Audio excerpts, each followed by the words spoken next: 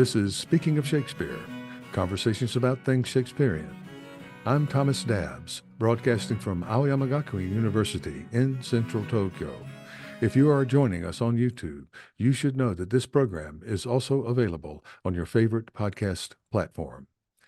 This talk is with Diana Henderson, Arthur J. Connor Professor of Literature at the Massachusetts Institute of Technology. We will begin by talking about Diana's recent scholarly and editorial work in digital humanities, and also on Shakespeare and adaptation.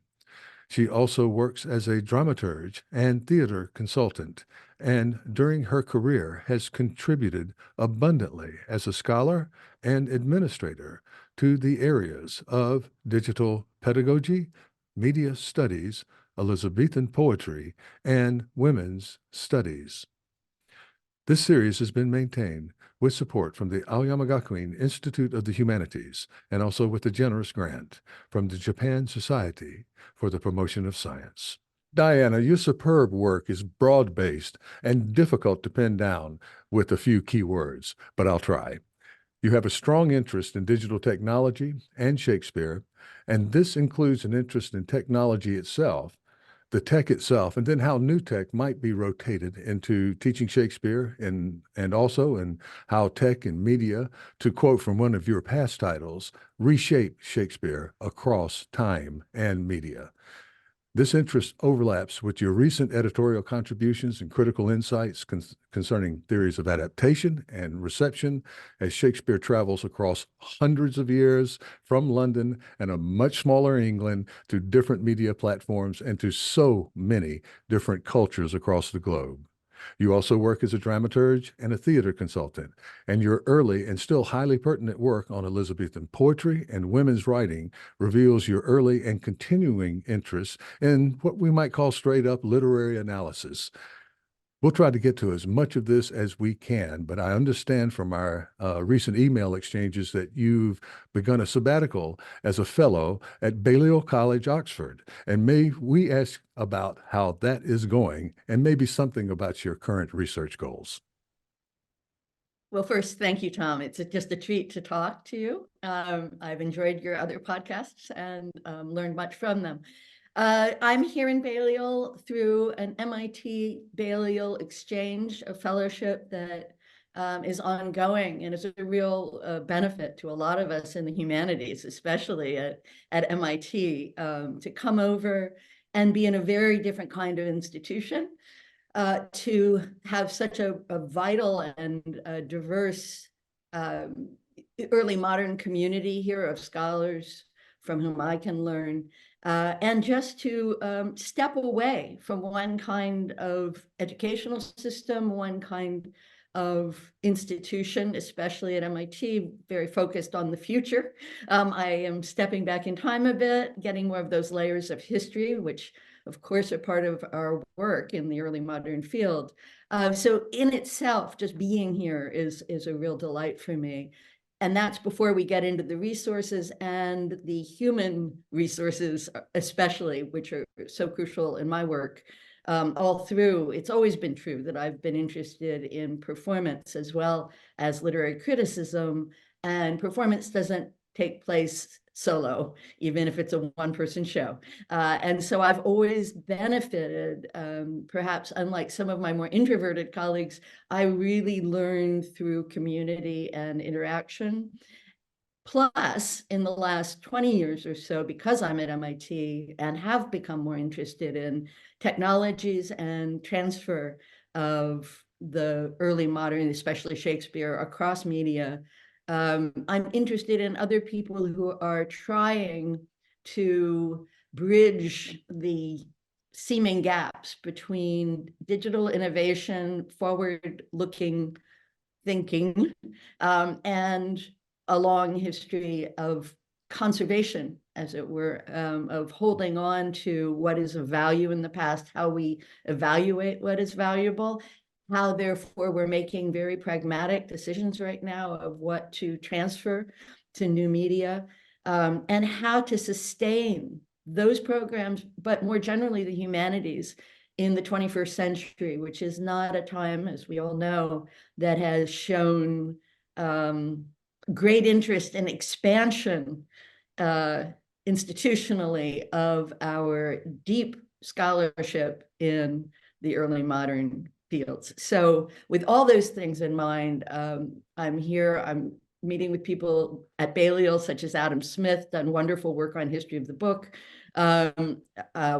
People like the Bodley librarian, Richard Ovenden, who's doing very interesting work on sustainable programs in the digital realm, and trying to link that with the folks right up the street, as it were, that is Shakespeare Institute in Stratford, and friends in London as well, working at the intersection of text and performance, new and old media. Yeah, what an exciting time, and how many the vast resources that you have within easy walking distance, and then also just up the road and just down the road. You know, there's bus connects to London and all of that activity. What a wonderful opportunity. And let's get one question out of the way, because I think some people, well, many of our viewers and listeners, this is an international program, and a number of whom are from higher education systems where the sciences are safely sheltered institutionally from the humanities. But may I ask you to explain to us why it is that English literature or any humanities subject is valued and taught at MIT? Yes, absolutely. And it is a distinction not only between higher education outside the US, most programs, and the US generally, and then more specifically between MIT and other institutes of technology. So there are two layers to this. One is, of course, the US system does not specialize as early as most higher education systems do. We do not admit people, anyone at MIT, into a particular major or program. We welcome to the institute as a whole. Mm-hmm. That means general education has a major role to play in helping students to decide during their first year or so what they would like to specialize in. We have an extremely diverse, I'd say, a true liberal arts range of general education requirements for our students. They're called the General Institute requirements, and they include about the same number of classes in the sciences and in the humanities, arts, and social sciences, with the notion that these different disciplines, these different approaches to knowledge are all working together, all complex problems. And part of our mission at MIT is to address thorny, complex problems to make the world better. We often succeed, and sometimes we run into roadblocks, and some of those roadblocks are our lack of understanding. So if we are only teaching our students to see a problem through a technical lens, they often miss the historical, the cultural, the human dimensions that are usually more a factor in blocking progress than anything else is. It's not usually can you make it, it's can you fund it, can you persuade people this is a good thing, have you thought about the unintended consequences, what can you learn from history, what can you learn through communication skills, what can you learn from all these people in the long march of history that have come before you, and therefore remind you there will be, we hope, a march of history after you, and where do you fit your own ambitions, but also your humbleness into that picture. So with all that in mind, it's actually true that the humanities have always been seen as practical, not just theoretical at MIT, like everything else. And so from the very beginning in the 1860s, when MIT began, the notion, and they certainly saw themselves in contradistinction to most higher education, including that other Ivy League school in the Cambridge, Boston area, as being very pragmatic. And so architecture was there from the start. Mhm. If we're going to build things, that includes an artistic dimension, and languages. Mhm. The acquisition of other languages was part of the curriculum. And Mhm. then after the Second World War and the bomb, which of course MIT had participation in the development of nuclear weapons, there was a real thoughtful reconsideration. Have we done enough? Have we emphasized the human dimensions enough? And so ever since the Second World War, there's been an expansion in the 60s, another round of expansion of the kinds of learning in the humanities, arts, and social sciences. That does mean that these days I seldom can say what many places have is, you must take an English literature class. There is no such requirement at MIT. What Mhm. there is that a quarter of your undergraduate education will be in the humanities, arts, and social sciences, with Yeah. a wide range of wonderful possibilities there. And so what we have found is that makes both happier students, in that while some may buckle at any requirements, and they do, Mhm. as much they buckle at the notion of having to take physics, as they do having to take a humanities class because it's a requirement. Yeah. But they have choices. They have choices and routes. And so we try to find an embracing, large, and of the moment definition of literature that allows them to explore and to balance, but also to find intersections. And again, that's where my work on digital technologies is something that perhaps I would not have pursued had I stayed at other schools I've taught at, such as Middlebury College or Yeah. Columbia University. It's because I'm at MIT that it seems so pressing to find that intersection of pedagogy with research. Yeah, well, that segues very nicely into the next topic. Although, yes, in terms of humanizing and helping or contributing to humanize the people who are in the STEM areas, uh, there's so much overlap. However, when you get into analytical, certainly theoretical physics, but not even, you don't have to go that far. Anybody who's trying to innovate in well, let's say Silicon Valley style high-tech development and so forth, whether you're doing a generative pre-trained transformer or whatever, you have to think of user end. You have to think about human beings, or else you're going nowhere.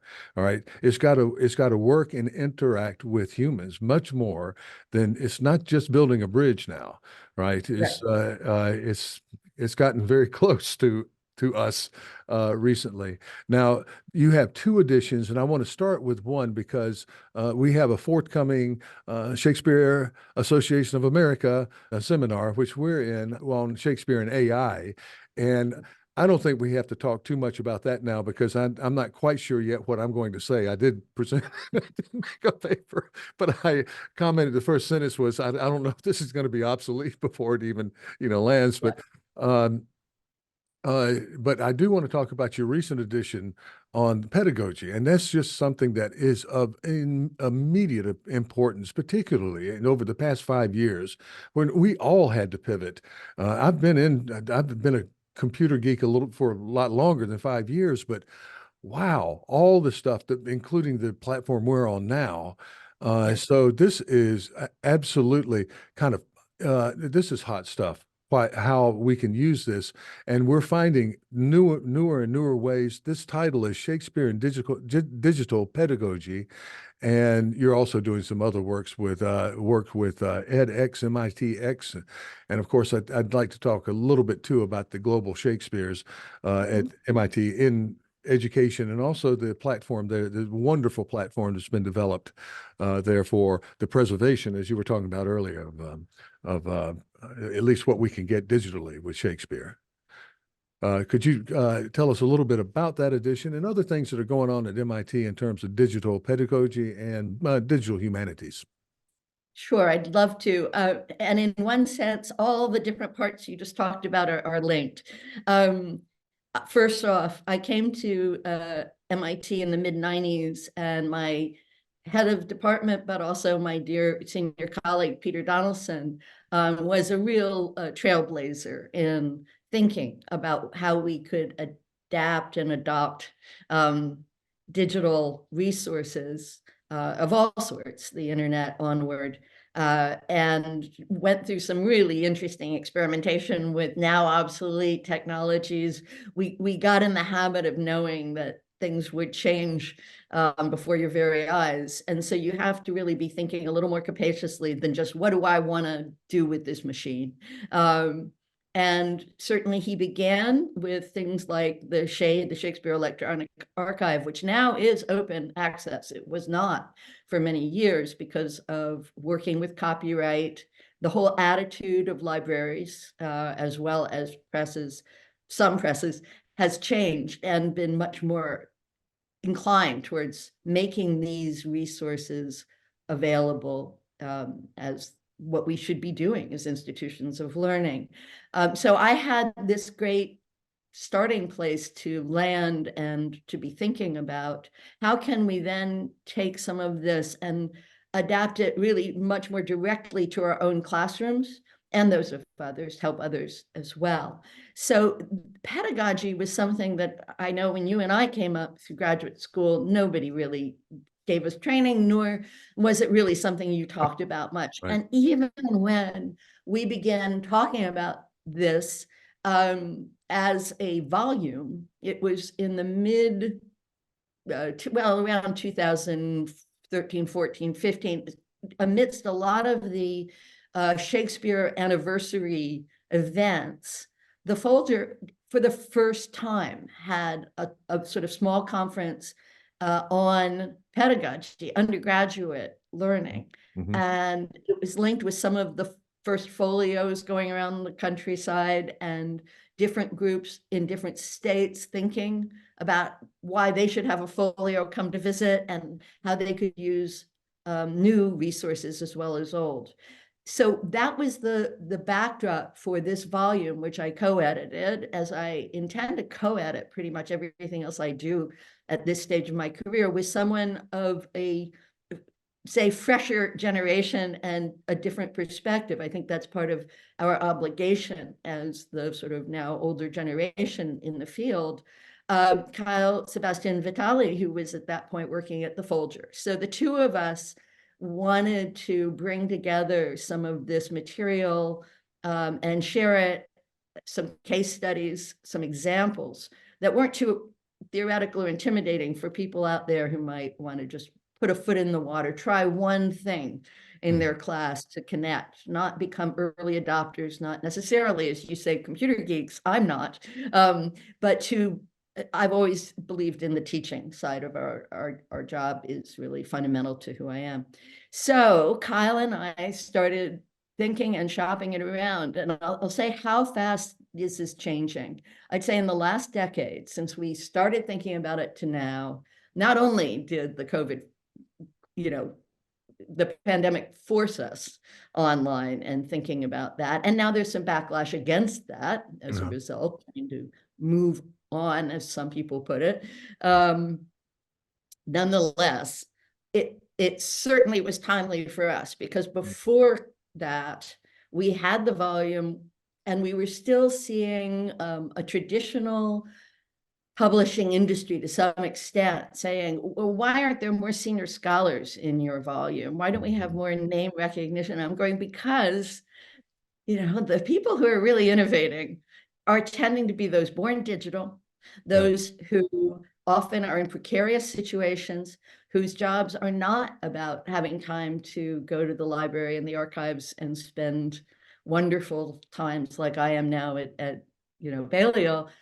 They are just running for their lives to cobble together careers, and they are learning, though, so much in the process about teaching. So we wanted a mix of those perspectives, that we're all in this together and we can all learn, no matter what kind of institution or what stage of career, what your name recognition is. People have a lot to offer one another if we work together and not become divided and fighting amongst ourselves. And I've found that possibly the most important work from my perspective, to contribute to that group movement forward. So with that in mind, we put together these examples, and I'm always learning. There were early adopters in there.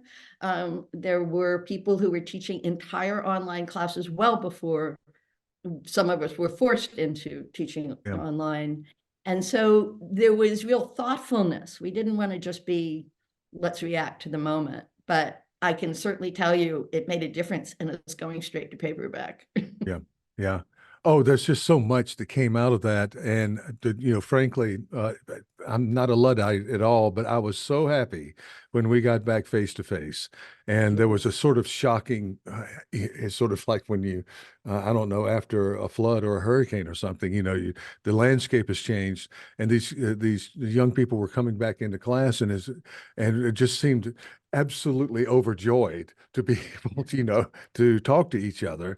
And at one point in the seminar, they just ran away from the topic, and I said, let them run. I enjoyed that so much. But what I retained with the learning management systems and so forth that we were gifted because of this, and the access to, well, things like Google Classroom, but there are other ones, and the immediate access you had with students.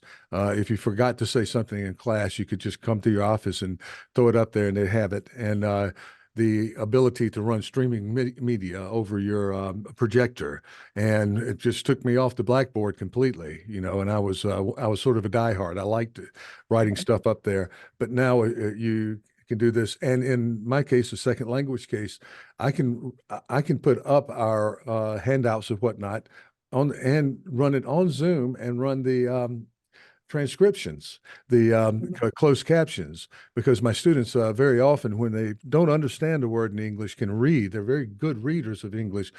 Most of them understand just fine, but it's a very helpful learning tool to have, and that's AI, and that's extraordinary what it can do. It's not quite good enough in translation yet to trust, but it will get there. It'll get there, and it's getting there as we speak. I think that this edition, everybody should consult it. What I found from browsing through and reading articles is that, yeah, there's lots of good ideas, but a lot of these ideas are so transferable to other things that you may want to do, because you have the basic platform. You go, oh, they're doing this, and in my class I could do that, right? And just what a valuable addition to have. And well, there's so much here. I want to move on. Let's go to adaptation, because I'm hungry to hear you speak about adaptation and adaptation theory. And I'm just exposed myself to that edition and so forth. Vexed area is some, there's the talk about it, but it's the type of stuff we love. Maybe our nerdy side or whatnot. What is an adaptation, or it's when it was the question I'm grappling with now with the student thesis. You want to think about an original Shakespeare, but then it all kind of falls apart when you begin looking more closely at it. So let's talk a little bit about that edition in at Shakespeare and adaptation, and um, and what sort of things we could expect from articles there if we haven't read it already. Right. Okay, well, thank you. In a sense, segueing from thinking about digital pedagogies as an expansion of resources. Again, anyone who's been involved in media studies, and that is a link between these two volumes, knows that when you get new technologies, they don't just take away the old ones. I mean, this is just Right. 101 media studies, that the older media becomes slotted into more particular audiences or uses, but you're expanding the variety of routes. In that case, towards learning, and in this case, towards comprehension of what Shakespeare means in the world over time and place. And media changes. So adaptation for me is not my favorite word. Those who know my work will know I like collaboration, because again, it keeps people in the picture, Yeah. just like teaching keeps, our pedagogy keeps the teacher and student relationship in the picture. It's not just having a tool, but it's having these different media these different collaborations lead to this wild expansion and change of how we know and define Shakespeare, how we come to Shakespeare.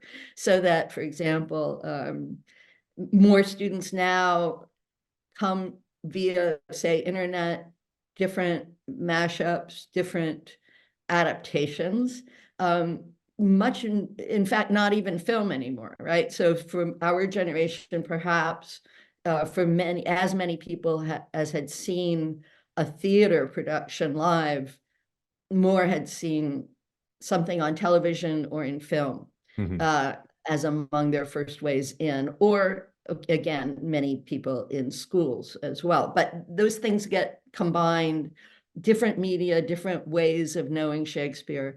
And it does push it back, as you say, towards what is the thing we are adapting. You start challenging more and more as you see more variety of what people call Shakespeare or believe is their Shakespeare.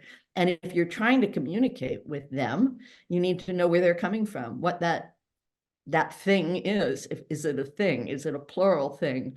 So for me, talking about this volume, again, I was so pleased when I was first approached about it by Bloomsbury. It was, would you like to do this? And I said, not solo. I cannot. This is too huge. And it indeed was only when Stephen O'Neill expressed interest that I thought, oh, well, now there's someone who complements some of my interests, because again, I am not the person who was born digital. I come from a love of both text and performance, but by and large, theater performance is where I came from, and then adding film to that, and then we go from there. But Stephen really brings that expertise via YouTube, his first, really the groundbreaking book on Shakespeare in YouTube. Yeah. And that awareness that I'm sure he would tell you 10 years on, you write a different book about Shakespeare and YouTube now. It's not the same field. So the things you were worried about with AI are so much, if we are trying to pin down something, this is not the field. This is a field of opening up. And so in trying to think of what is a right research handbook for that, we first of all told Bloomsbury, no, we're not going to do the timeline feature, because there's no way. I mean, there's just too much diversity, too much. This is not a topic that lends itself to the usual forms of here's the research handbook. We certainly do provide, and thanks very much to Vanessa Corredera and Kavita Muran-Finn for providing bibliography and resources. Yeah. But we know this is constantly changing. So in thinking about how to do that volume, one thing we thought about was we definitely wanted to start with a bang of really paying attention to Shakespeare himself as part of this flow of adaptation, that he was never a static thing. And that's where we asked Emma Smith who better to talk about Shakespeare himself as an adapter, and then move on, get the theorization of that from people like Douglas Lanier, who's been such a leader in thinking about different models of adaptation, and Julie Sanders. And then also, as the book goes on in different clusters, we really had to think about new directions. That was another part of the handbook design. And I really think Bloomsbury's onto something with both in our pedagogy volume and here, by trying to get us to think a little more across our own writing. Instead of just writing like collections of essays, let's think how it fits into the larger whole a little more. And so they wanted new directions at the end. And we decided the new directions needed to all be, in some ways, forms of intersection between creative work and critical work. That is not, I think that's so crucial. And in each case, also creative and critical work that addresses the big world level issues right now. So eco criticism and theater performance. From Kate Brokaw and Paul Prescott. Varsha's got a beautiful piece in there on in the film. But P.T. Tanasia's novel, We That Are Young, thinking about what it is to write a King Lear adaptation as an Indian British person between cultures, the global Yeah. Shakespeare's movements. Yeah. And then thirdly, Annie Dorson, a theater practitioner, but of the most AI-like, who's used bots and everything else and loops in her theater work to really think, what are the new directions? So I think that combination of topics, but also critical and creative dialogue closer together, not any longer text versus performance, as Harry Berger polemically put it 40 years ago, really to bring these energies together in new ways.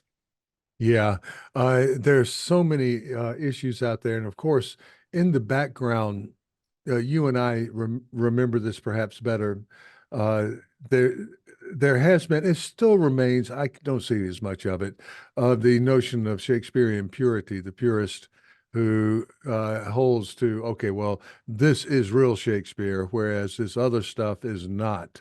And where you draw the line, I don't know. And gradually, over time, and this has been happening since really the 18th century or 17th, late 17th, so, rewriting the ending of Lear, because it's just too sad.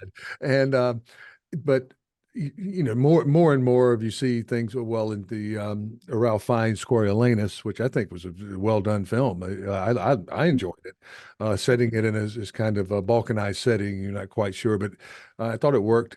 Uh, yeah, that was happening, but now we're getting a lot more, particularly as we're moving into India and across Asia. Of course, I'm in Japan, and just published an article with two Japanese scholars about media, anime, and so forth. And I still feel a little pushback. If somebody takes The Tempest, for instance, and turns it into anime and calls it Blast of Tempest and just does whatever they want with the story. But how can you say that they're not doing exactly what Shakespeare did with the same story, and many others? Um, just brilliant. I want to know what you think of this notion. I'm struggling with it a bit. The kind of bad word, dirty word is appropriation, right? But then there are times when it is appropriation and not exactly adaptation, and I see it in Japan, of course, when you move it way over there from here, and make it culturally make sense to people who grew up in another culture, there is an appropriation. It's not disrespectful at all. It's not at the expense of anyone at all. But I'm wondering if we can still use that term. Well, I think we can use all the terms. I mean, I've never been in the same way. I don't think there's just one Shakespeare definition, in a sense, one essence. I'm not an essentialist for the use of these words. Yeah, I think I have always found continua much more useful, on a range of directions, how much you're yeah, trying to preserve which part of what you call Shakespeare, and adapt which part, appropriate which part. And that's why I think, collaboration with its negative political terminology in the 20th century seemed to me very useful. Because, for example, to go back to the name Tate rewriting the end of King Lear, there are layers of that. When I was brought up, all we did was laugh at it because it's mhm, not the right and it's not Shakespeare. It's named Tate. How dare he have that arrogance from our perspective, post-romantics, post-solitary genius. But of course, we know in some ways Tate is just doing the same thing that people were doing in the theater industry, that Shakespeare was part of. He yeah, was making it fit the moment. You add some bits to Spanish tragedy. The world did not fall apart. right. Um, when those changes were made, and ditto with Shakespeare's works. The thing that interests me is, how do you get less judgmental about it? How do you make people open to the possibilities? Is not to say, at the end of the day, I'm not going to say Nahum Tate's is better, but it's interesting to put it in dialogue. It teaches you something about what for us might be the valuable part of Why do we love tragedy so much? Why do we want such suffering? Is that because we, are intrinsically mean, or is it because we're intrinsically safe that we aren't writing it during the exclusion, the popish plot, as Nam Tate was, at a moment when it was extremely dangerous to be talking about killing kings or I mean, one has to think about why he's writing it that way. He had other plays that were not allowed to be published, or performed for sure. So thinking about it in its own time and place, and then thinking about ourselves, again, the same thing I was talking about at the beginning, a little humility as well as a little critical ability and innovation.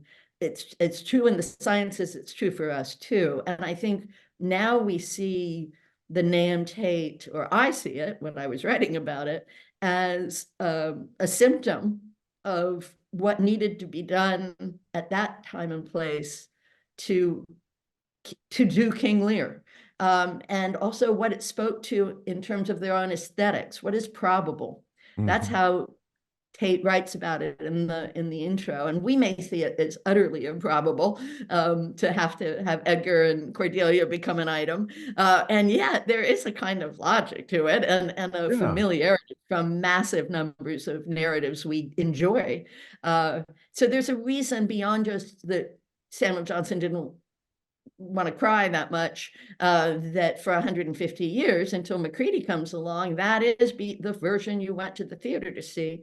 But you could see a different version in your study, and that's what Coleridge wanted to see. He wanted to be there in his own imagination with the text and go there. And maybe Shelley would have loved to see the original, as we'd call it, Shakespeare King Lear, or one of the two versions of the original Shakespeare King Lear, because Shelley wanted to do away with the monarchy. So you have these different moments, these different use values.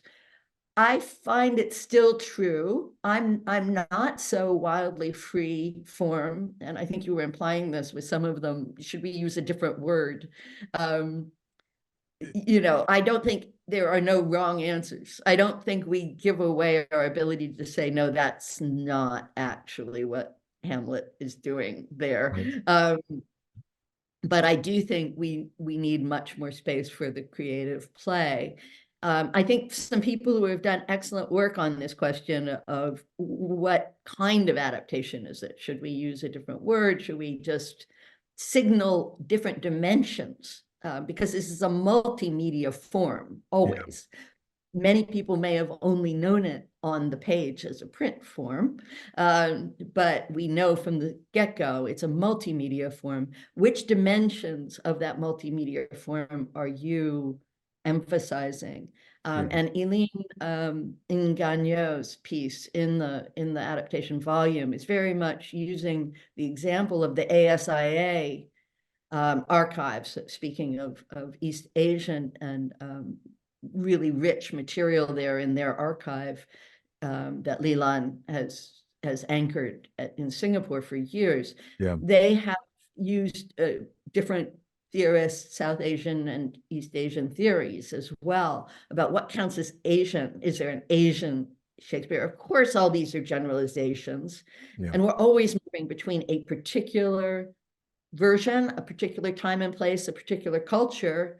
And there's such fascination in seeing that. But I also see why people need to generalize a little and sort of try to have larger categories so that they can make sense of what is otherwise as diverse as the world itself. Yeah. Well, you and I'm not sure if this is the case. When I was in college, it was basically a choice between two big fat editions. And it was the Riverside or it was David Bevington's, edition. And both of those were considered Holy Writ. And they were readers. You're supposed to sit down and read it. And I'm all for that, of course. But I fell in love with this whole business in the theater. It was the theater that drew me there, and I still feel some pushback from people who feel that the reading is prioritize the reading. And I get into textual scholarship a bit, and you see, well, there's these three versions of Hamlet, and you see what's that fabulous editor Harold Jenkins did. I do think it's good to have one solid edition. I also have the Ann Thompson. I look at all of them, but the thing is that was a bit of false consciousness even in our field, that there was this original solid thing there called Shakespeare. And I liked seeing it over the years break apart a bit and have these discussions about textual variants and then what to do on stage. And of course, even as we're getting to film now, and I'm kind of cherry picking your many articles, basically selfishly for what interests me. But we are going to go toward Shakespeare in film. What my students respond to, in many cases, have responded better to Zeffirelli's version of Romeo and Juliet than Baz Luhrmann's version, which was supposed to be directed at young people, right? And some of them just loved Baz Luhrmann. But the thing is that they feel that Zeffirelli is more authentic. But, there was no one that had ever, how many people had gone to Verona who saw the play, and you have these, it starts out with these kind of fops telling very English jokes and dirty jokes on the street. So you just have that problem with authenticity right there. And then Zeffirelli's very seemingly authentic version does a lot of changing, and pull it now. But we have talked about the differences between the reading version or the theater version, and why there are all of these words there, because you have to put people in nature in Midsummer Night's Dream. And the film director, whether it's Hoffman or somebody else doing Midsummer Night's Dream, they get to show it to you. They get to show you the butterflies and everything. So they don't need quite as many words. But you have a wonderful article that I came across a couple of years back, more than a couple, about 4 years back, in the Shakespeare Sense that edited by Simon Smith, who is just a brilliant scholar and critic. And the century stuff here also, there's in the big Venn diagram that we're growing, there's all of this overlap and everything we're talking about. But this is an article called Parted Eyes and Generation Gaps in 21st Century Perceptions of Screen Shakespeare. I'm interested in that, in you talking about that, because I read it. I actually reviewed the book very positively, the 2 thumbs up and so forth. But tell us something about that, just to give us an example of some of your film criticism and media and so forth. Yeah, so thank you. Picking up again where you began there, which is these 2 volumes of the collected Shakespeare. I think, again, this notion of looking across generations rather than our starting point being where we were first made aware is so helpful. And why I mentioned, say, Nahum Tate and Macready, because when you said there are only 2, well, I remember my mother's going to school at Chapel Hill before the war, that she, it was Hardin Craig. That's who you had as your collected. Oh, So, yeah. or Peter Alexander, again, the player Shakespeare in the 50s, 60s. So, we begin by assuming there was some static moment, and it's usually when we became conscious of the world. That's And right. so I think, the real challenge for good students, and that tends to be who's in academia, is people who enjoyed learning. We have this tension between holding on to where we began, Mhm. which we love, and growing and continuing to learn. And it's often tempting just to want to stop time. So in the same way, I think with screen Shakespeare, my parents were all about the Olivier Henry V. And I, therefore, that's my first one. And I remember going to see the Branagh when it came out with my mom and brother. And we were sort of, you could tell we were sort of discombobulated because it wasn't and yet it was cool, we thought. I mean, again, at that moment, and then we get a whole generation of people saying, oh, no, no, no, no, it's not what it meant to be. And I'm part of that critique as well as celebration. But the celebration, I think, absolutely, for each new generation's contribution. Yes, there's a loss, and yes, there's a gain. So even when you're mentioning how odd it is in one sense that some students might prefer the Zeffirelli to the Lerman, I have to remember that when I show them Shakespeare in Love now, they go, oh yeah, that's, one of my mom's films. And so I have to remember, how fast this all changes, so that what is less cool than what your mom thought was cool. So you get it a little further back and it becomes one just undifferentiated past. And I think for them, Zeffirelli fits into that undifferentiated past.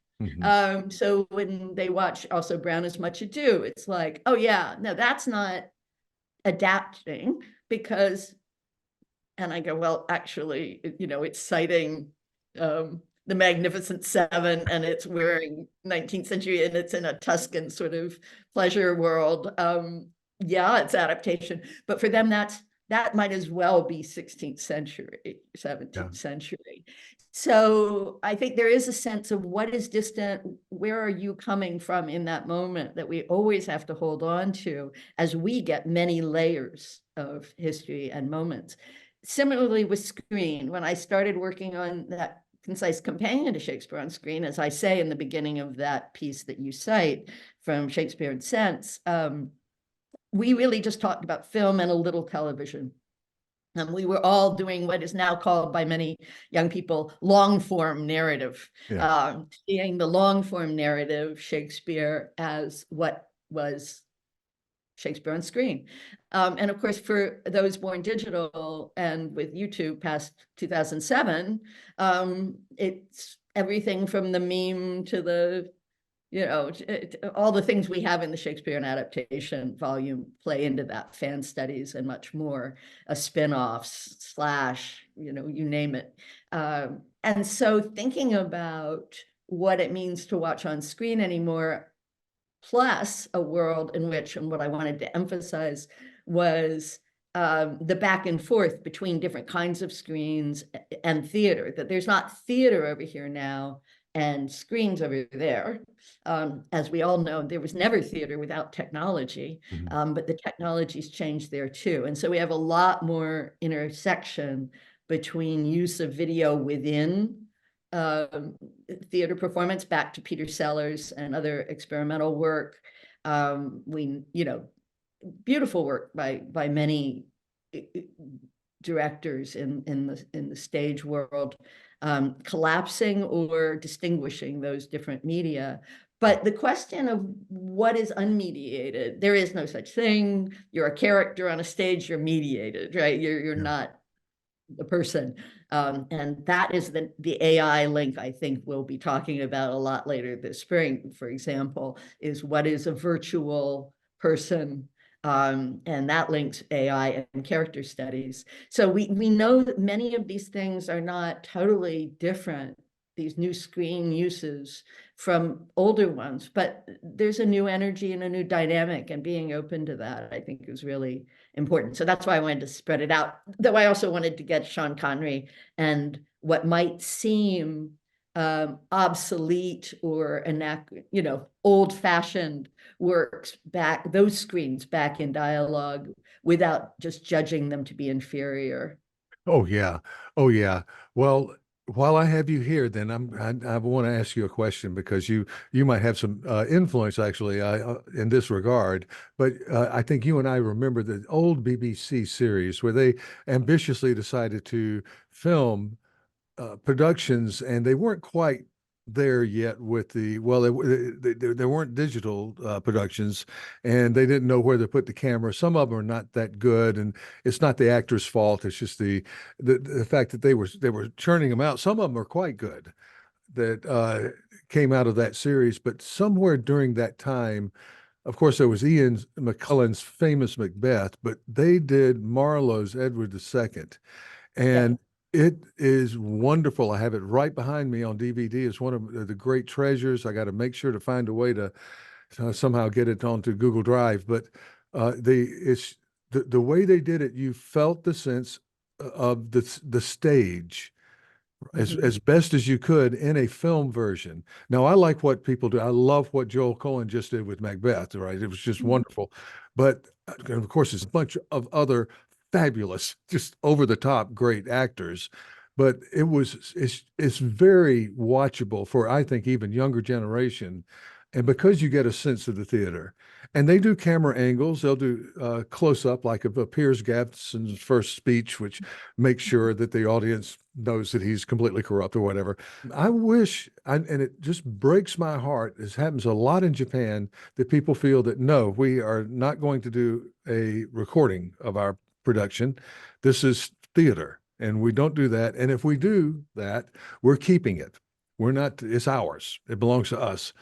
And when that happens, it just dies right there, right? And the memory of it dies when the last person who saw the play, I guess, passes away. So, do you have any feelings about this, that we should make more effort to preserve some of these theater productions for future generations? Absolutely. That's such a huge and wonderful set of issues you're raising Yeah, there. a lot. It's a lot. And I was starting from my own experience of that McKellen Edward, which is, I have the LP set of the recording. So I know it as an audio, not as the theatrical. I know the audio. And that's, again, a reminder that we come at these things with so many different ways and such value to a whole range of different ways in. And so when you say, you know, what is being preserved, different things are preserved at different times. I think people in theater do have an understandable skepticism that if it's not a high budget, you know, John Wyver level RSC live multi-camera possibility, that it is not capturing enough of what went on. But, you know, there are these archives, and I've been working in them since the 90s, that do have some of it, you know, some glimpse of it. And sometimes having the consciousness that you're not getting the whole thing is in fact truer, to my mind, than having the high tech version, because it's a different experience. As Wyver himself would say, the online, you know, multi-camera, yes, you're close up and it gives you an experience of theater, but it is not the theater. So the moment we, though, just acknowledge that and say, okay, we have different ways in, we have stills, we have playbills, we have all the things from the 19th century that we've been using for years for theater history. Then we add on film clips, and then we get this issue, like something that seemed really exciting in its day, like Prospero's books with its use of CGI, that my students now go, oh yeah, that's so old fashioned. You go, well, no, but that was the first, you know, use of the CGI within a film experience. So historicize it, look at what you can get from that data. Yes, you're not getting you're not going to go back in time and be there with Shakespeare either. You're not going to be able to make it absolutely seamlessly transparent across time and medium. Yeah. But if you acknowledge that, yes, we should be doing as much conserving as possible. And I do think, since I was working way back on True for the Times, actually, is when I was looking at all those different generations of film and screen versions, you find that it's not easy to predict which for a different moment will speak or not speak. So we need as much as we possibly can to hold on to that. What's changed, I think, is with the move to things like NT Live, at RSC, as they realized they needed, in a way, after YouTube, they needed to have their own voice in how these materials were getting out to the public, because they're going to get out. Okay, so if you live in a world where you can pirate, where you have phones, where people are going to concerts and you say, don't take pictures, and yet What do you do about that? So I think in the same way that places like the Folger and the Huntington, when we first were working with them for Shea, getting images, they wanted to have copyright control over that, and you had to be password protected. That's gone because the libraries have realized, no, we need another way to get people in the door into caring. And in the door is a metaphor at this point for the most part. Once they're there, let's talk about these different lenses, these different ways of seeing the material. But there are, even back when, I mean, there's the New York Performing Arts Library has one version of one performance of anything equity that you can go watch in a controlled space. Yeah. And the RSC had that years ago. And I watched the Branagh and Adrian Nobles in that one shot camera work. It's not what he wanted to go out into the world, but you get something from those archives as well. Yeah. So we're going back and forth between how do we get people in, where you want good materials of a good being always subjective, but that really draw people in. And on the other hand, you want to preserve as much as possible so that other people can discover. That takes money. I just want to say there's another reason behind all this and why I was mentioning the economics of it. For our Global Shakespeare's Archive, for example, I'm one of the things I'm here to do is to think about who has managed digital archives that are still going after, say, 5 years. Yeah. Most digital humanities projects go for about 2 to 3 years. That's the normal shelf life. And it's either because of you can't upgrade it, you can't keep it up, new things come along and displace it. We need to be thinking really hard because, to be honest, all those old technologies I was mentioning that are so partial are much more preservable than our digital resources. So we really need to be thinking about these issues. I know that's not a simple answer, and I'm certainly among those who is trying to enrich our Global Shakespeare's Archive every day. But there's a reason we have what we have there too. And I think people need to be aware of the principles behind different archives. So ours, the MIT Global Shakespeare's Archive, has prioritized not the National Theater Live, not the RSC, not the big quote unquote traditional, you might say, in that they do the text in English. We've prioritized other parts of the world and other languages. We prioritized those who wish to bring their work to us. Yeah. I mean, and that's partly pragmatic as well as not, because they are willing to share materials that we don't have the resources to go find. But that also means they're getting exposure. So it's doing something for them. So we have to find collaborations like that, which work.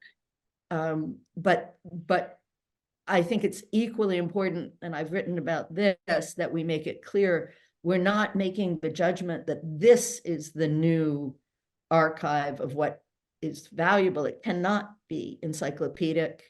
And often we underrepresent because the places themselves are underrepresented because they don't have the resources to send us films, say, or videos of what they're performing. So there are people who want to keep it all live because they are, they're true theater of the moment lovers. And I love that feeling too. But there are also people who are of the moment because they don't have the resources to get them out and share. And I'd love us to focus on what we can do pragmatically in the near term on that latter issue. Yeah. You brought up some issues here. I have 17 questions, but we have to move along to your work. But as a dramaturg and your consulting work,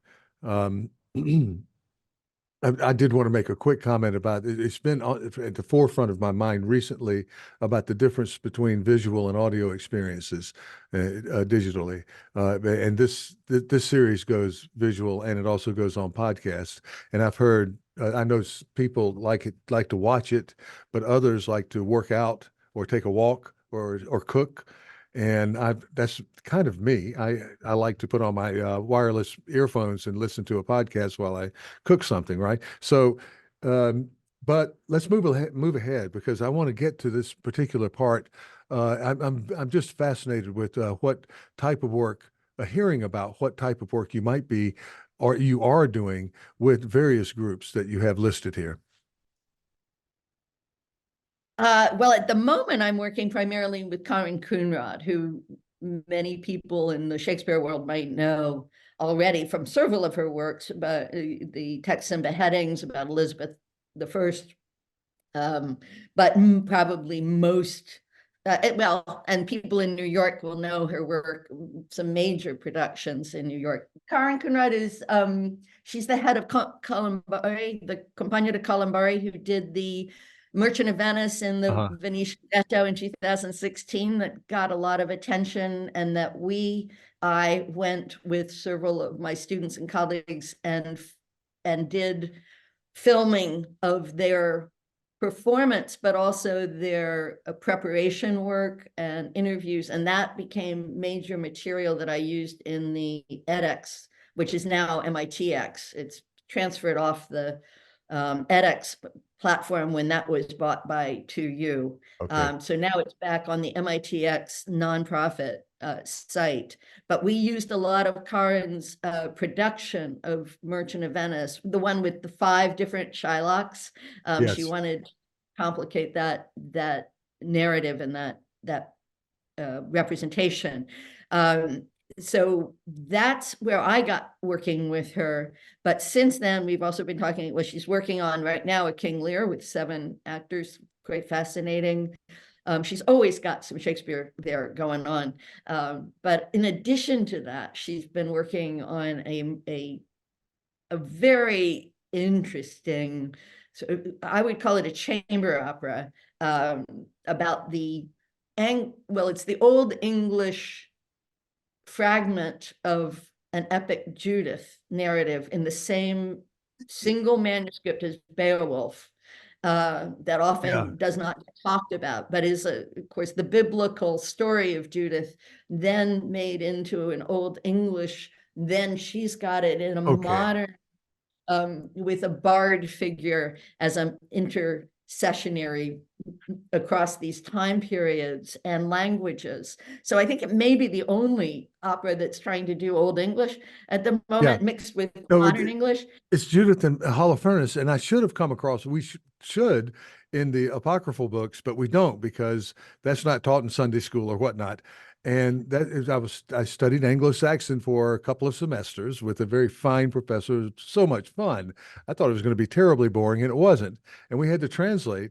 And the story about Judith and Holofernes, we just had so much fun with, because it's just awful, And of course, there's the Donatello painting of that, and it just catches your imagination, along with the other. Well, anyhow, I won't go into that. But when you said, and also the Artemisia Gentileschi, so there's a huge importance more recently of this sort of woman's reclaiming, and what it, for Artemisia as an artist as well in that world to show that moment of the beheading. Yeah,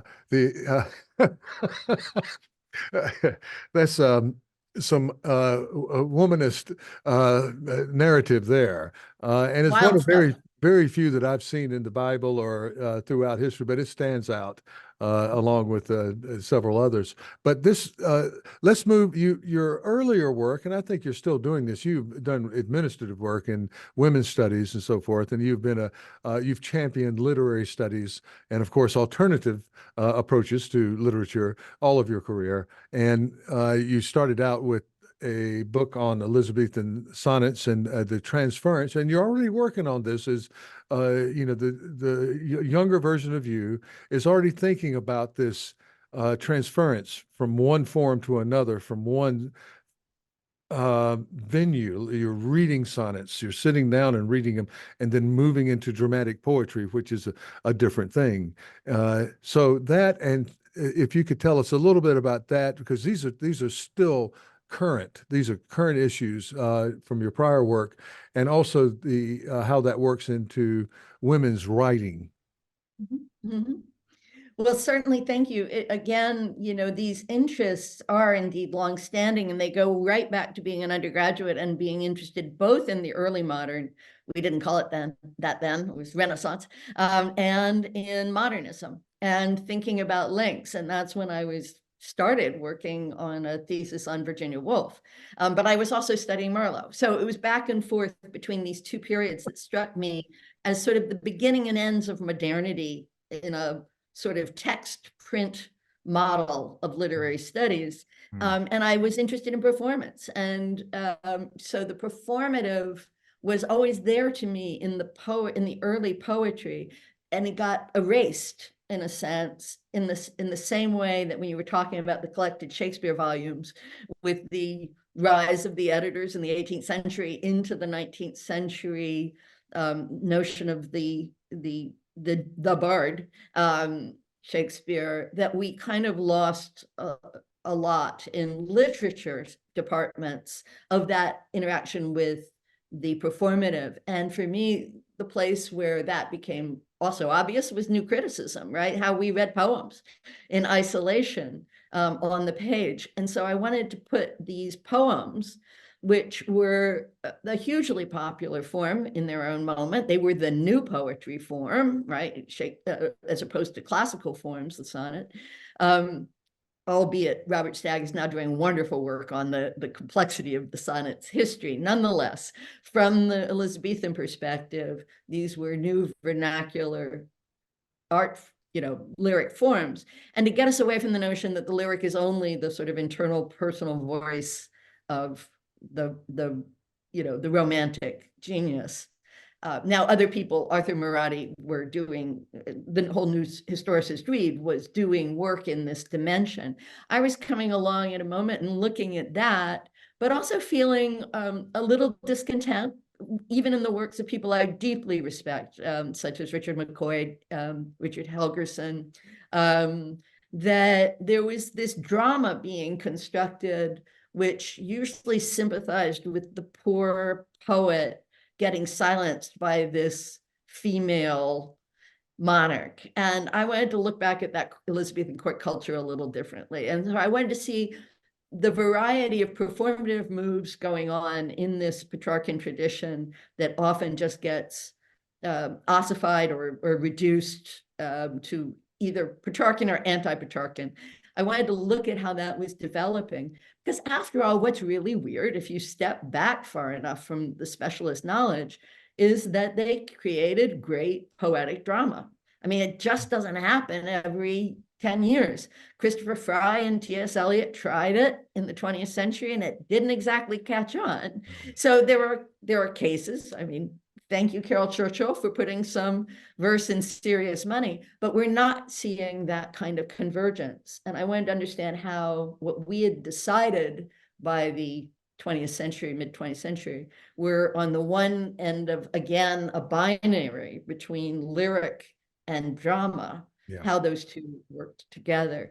And I guess my addition to just really wanting to think about that as performative was to put gender in the title of the book, but not in the title of my formalist dissertation. But we were only just getting the freedom to write about gender seriously as I was writing. And so by the time the book came out in the 90s, it was about that different set of possibilities towards gender that intersect with the move from a court culture and then also to the public stage. So looking from George Gascoigne through Peele, Arraignment of Paris, through Marlowe's Dido, Queen of Carthage, which at that point nobody was really talking that much about, and then on to Love, Slavers, Lost, and seeing really what Shakespeare's doing as very much part of a talk back as well as talk with the Elizabethan court culture.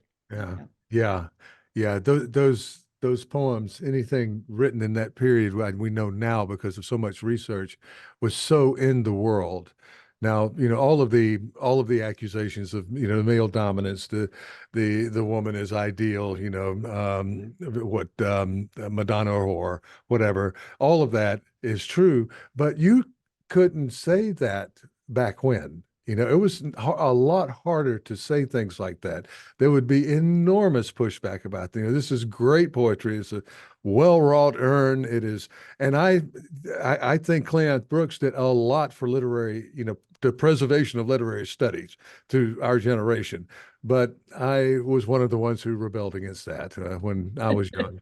Uh, and uh, and yet I had a chance to meet him at a conference, and he was so gracious and nice to, poorly dressed, poor graduate student me, dragging in with Yeah. $3 in my pocket or whatnot. He was such a gentleman that I can't find it in myself to dislike the man. But he and also very brilliant, extraordinarily brilliant.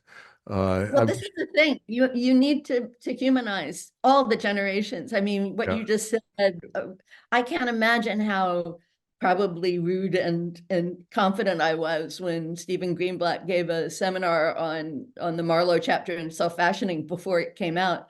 And yeah, I was just very sure it was not right. yeah, And I was writing about Dido, Queen of Carthage, yeah, and I just, and he's been very gracious ever yeah.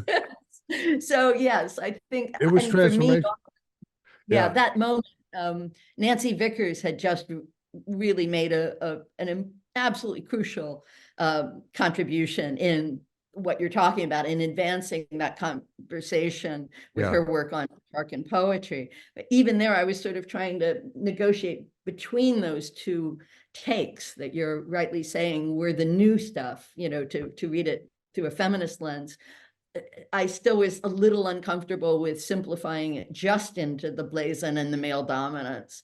So it's fun to try to synthesize what comes before and not just knock it off its pedestal and rebel against it. But I think we all need a little rebellion too. Yeah. of course, of course. Well, we did a episode with Greenblatt, and I didn't know this, but of course, Penn Warren and Cleanth Brooks, some of that old Vanderbilt crew, you kind of associate with the fugitives and so forth. Well, these genealogies and literary studies are just fascinating in their own right. How they, uh, I believe Gerald Graff was saying, listen, these guys talk about being ahistorical, but they are more historical than the new historicists. And so I don't know if he said that, but he's just saying these guys are historical. Uh, and I would like, maybe I'll try to do this, just write a little, almost a bibliographical essay of this is what kind of A leads to B, it leads to C, because you can see the arc of history here. And the one thing I do, oh, and we remember departments that were so male, just men. I do anyway, I do particularly, too. in the South, and then how quickly that changed and how wonderful that is. But these things should not be forgotten, because there were people out there who did work who actually gave us a good paved road to go down, whether we like all the directions that road went in or not, right? And I'm kind of hoping we're doing something to say. I know you are. Um, well, I think we have. I do think that, there was a lot of labor in that change. And certainly I don't want to, I want to remember as well the hard work of paradigm shifting that went on, because certainly not only I, but many before me lost jobs in part because we did do feminist work before it was taken as seriously by those who evaluated it. And I know some younger people now feel some of their interests are not as valued by those who are established scholars. So I'm very conscious of those changes in the labor they took. So, Linda Booz and other scholars, when I was let go, were so helpful to me to realize that almost everybody who was a first generation feminist Shakespearean Yeah. lost one job before they got another, and I'm no exception. So I think that's important to make visible also to those who may feel struggling in the present, to have their voices taken as seriously as they feel they should be, and I think the march of history will confirm often Yeah. that they should be. So it's important that we keep that energy going forward. Yeah. Well, you see, that's part of the genealogy too of Yeah. literary studies, and so much ground was gained in terms of personnel, in terms of what you now it's unthinkable to think that somebody would lose their job because they're looking at the cultural milieu of whatever and going, there's a lot of male dominance here. I mean, but that ground has been gained, and there's more ground out there to be gained. There's still, well, I guess you'd call it illiberal uh, holdouts thinking here and there, wherever you are in the world. I've kept you probably too long. This.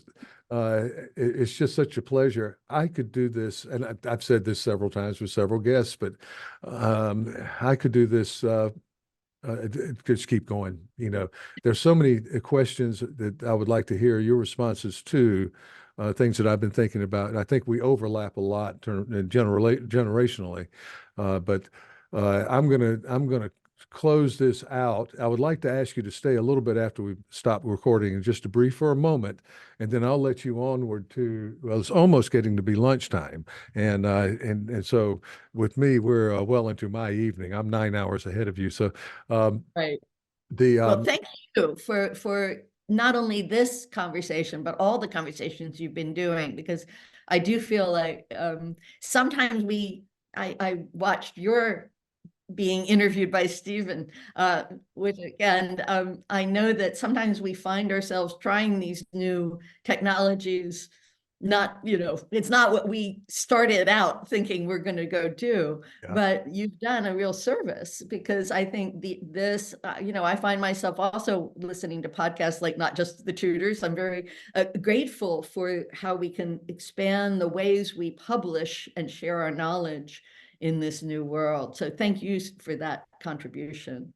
Coming from you, Diana, that means quite a lot, and I really mean it. But I'll tell you this, that my colleagues here in Japan, our international audience, and of course, we have a large North American audience in the UK. Well, I wouldn't call it large, but in terms of us, the largest contingent is North America because there's so many more people there, but we just absolutely appreciate you coming on and doing this, and just wish you the best and the happiest kind of sabbatical. And I'm certain that's exactly what it would be. So thank you so much again. Thank you.